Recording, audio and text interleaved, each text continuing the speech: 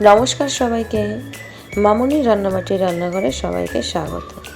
আজ আমাদের 18তম পর্ব। দেখতে দেখতে আমাদের অনেকগুলো দিন হয়ে গেল। ধীরে ধীরে আমাদের জার্নিটা শুরু হয়েছে। তবে সত্যি কথা বলতে বেশ ভালো লাগছে এইরকমভাবে প্রতিদিন তোমাদের জন্য ভিডিও বানাতে আর নিজের জন্য।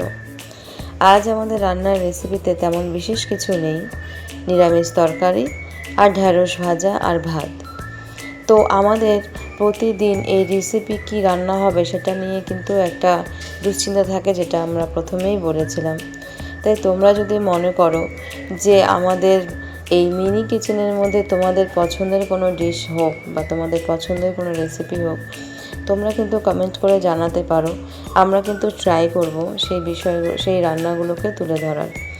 এছাড়াও গ্রাম বাংলায় আরও অনেক রান্না রয়েছে যেগুলো দিন দিন এগুলো সব তলিয়ে গিয়েছে বা হারিয়ে যাচ্ছে, বা আমাদের দিদা ঠাকুমারা যারা জানতেন তারা এখন না থাকার কারণে সেই যে রান্নাগুলো সেগুলো কিন্তু হারিয়ে যাচ্ছে। তো তোমাদেরও যদি এরকম কোনো আইডিয়া থাকে কিছু রান্না করা, তাহলে তোমরা অবশ্যই আমাদের কমেন্ট করে জানিও। আমরা কিন্তু চেষ্টা করব সেগুলোকে এই ভিডিওতে তুলে ধরার এবং সেই মিনি কিচেনের মধ্যে তুলে ধরার। এছাড়াও আরও যদি তোমাদের কোনো আইডিয়া থাকে যে আমরা কিভাবে এই মিনি কিচেনটাকে আরও সুন্দরভাবে গড়ে তুলতে পারি, বা আরও কী কী আমাদের এই ভিডিওর মধ্যে দরকার, বা আর কি করলে আমাদের এই মিনি কিচেনটা আরও একটু গ্রো করবে, তোমাদের কাছে কারো আইডিয়া থাকলে অবশ্যই জানিও। তার কারণ আমরা যেহেতু নতুন, আমাদের কাছে সেরকম কোনো কিন্তু আইডিয়া নেই। যাই হোক, ধীরে ধীরে ভাতটা হয়ে গেছে। এবার ভাতটা নামিয়ে নেওয়ার পরে আমরা চলে যাব পরের রেসিপিতে, অর্থাৎ কড়াই বসিয়ে দিয়েছে। কড়াইটা গরম হয়ে যাওয়ার পর তাতে তেল দিয়ে, এগুলো তো সবাই জানে, যে সাধারণ একটা রেসিপি, যেটা আগেই বললাম। এরপর ঢ্যাঁড়সটা দিয়ে দিল। ঢ্যাঁড়স সত্যি একটা পুষ্টিকর খাবার। ঢ্যাঁড়স কিন্তু বিভিন্ন রকমভাবে খাওয়া যায়। ঢ্যাঁড়সের চচ্চড়ি, ঢ্যাঁড়স ভাজা, ঢ্যাঁড়স সেদ্ধ, এর পাশাপাশি কিন্তু ঢ্যাঁড়সের কি বলে ওটাকে, ঝুরি ভাজা, চানাচুর, সেটাও কিন্তু খাওয়া যায়। আর তার জন্য কিন্তু যদিও শক্ত শক্ত ঢ্যাঁড়স লাগবে। একবার শক্ত শক্ত ঢ্যাঁড়সের ঝুরি ভাজা বানিয়ে খেতে পারো, ভীষণ টেস্টি হয় খেতে, মুড়ি দিয়ে খাওয়া যায়। এবার আমাদের গরম তেল দিয়ে দেওয়ার পরে জিরা আর তেজপাতা ফোড়ন দিয়ে দেওয়ার পরে পুরো মশলাটা, পুরো সবজিটা দিয়ে দেওয়া হলো। বেশ কিছুক্ষণ সাঁতলানোর পরে তাতে লবণ হলুদ দিয়ে দেওয়ার পরে এটাকে আরও ভালো করে সাঁতলাতে হবে।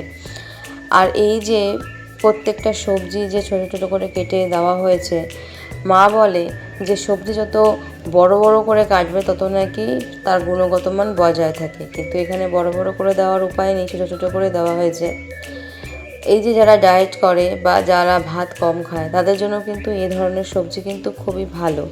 কারণ তারা যদি অল্প পরিমাণে ভাত খায় আর অল্প রুটি খায়, এবং এই ধরনের সবজি যদি প্রচুর পরিমাণে খায়, তাহলে কিন্তু শরীরের একটা খাবারের ব্যালেন্সও থাকে, শরীরে পুষ্টিও পৌঁছায়, এবং আমাদের কিন্তু একটা শরীরে হেলদিও হয়। হেলদি বলতে সুস্বাস্থ্যের কথা বলছি। তো ধীরে ধীরে দেখো সবজিটা সাঁতলানোর পরে জল দিয়ে দেওয়ার পরে তো তরকারিটা কিন্তু একটু গ্রেভি হয়ে এসেছে। ধীরে ধীরে এটা শুকিয়ে গেলে, এটাকে পুরো না শুকালে আবার তরকারিটা ভালো লাগবে না। এই পাঁচমেশালি তরকারি সবসময়ের জন্য জল ছাড়া শুকনো শুকনোই খেতে ভালো লাগে। তাহলে আজকে আমাদের সিম্পল একদম রেসিপি ছিল আলু কোয়াশ, মিষ্টি কুমড়ো আর বেগুন দিয়ে একটা ছোট্ট নিরামিষ তরকারি। এরপরে আমাদের এখন ভাত বাড়ার পালা। ভাত এখন বাড়ার পরে তারপর আমরা ধীরে ধীরে সেই ভাতের পাশে তরকারি দিয়ে দেবো। আমাদের কিন্তু ভাত প্রায় অনেকখানি হয়, যেটা আমরা কিন্তু সবাই মিলে খাওয়ার পরেও যেটা আবার বেঁচেও যায়, পেট ভরার জন্য নয়, জাস্ট মুখের স্বাদে। এই যে আমাদের এখন ভাজা দিয়ে দেওয়া হয়েছে, এবার তরকারিটা আমাদের পাশে দিয়ে দিলে কিন্তু আমাদের রেসিপি আজকের মতন রেডি। দেখো, তোমরা ভিডিও দেখছো, কে কোথা থেকে ভিডিও দেখছো অবশ্যই জানিও। ভিডিওটা ভালো লাগলে লাইক কমেন্ট অবশ্যই করো। আর ওই যে বলেছিলাম, ইউটিউবে আমাদের একটা চ্যানেল রয়েছে, সেটাকে তোমরা কিন্তু সাবস্ক্রাইব করে দিও।